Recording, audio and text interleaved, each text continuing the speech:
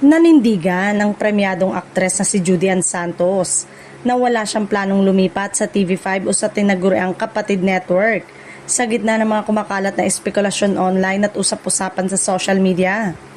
Ayon sa mga ulat, nananatiling matatag ang ugnayan ni Juday sa ABS-CBN o sa Kapamilya Network, kung saan niya binuo ang kanyang matagumpay na karera bilang isa sa pinakakilalang aktres sa industriya ng telebisyon at pelikula.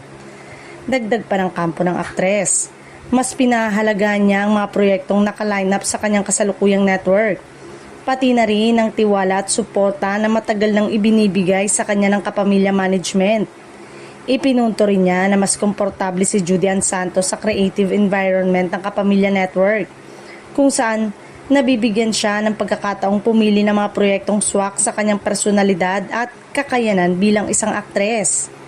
Sa kabila ng patuloy na paglipat-lipat ng ilang artista sa iba't ibang network, pinatunayan ni Juday ang kanyang loyalty at commitment sa tahanang nagbigay sa kanya ng maraming oportunidad at parangal sa loob ng maraming taon.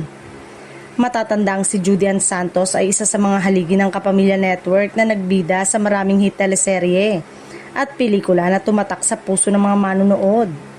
Bukod sa kanyang pagiging aktres, patuloy rin siyang hinahangaan bilang isang inspirasyon sa industriya dahil sa kanyang professionalism at dedikasyon sa bawat proyektong kanyang ginagampanan.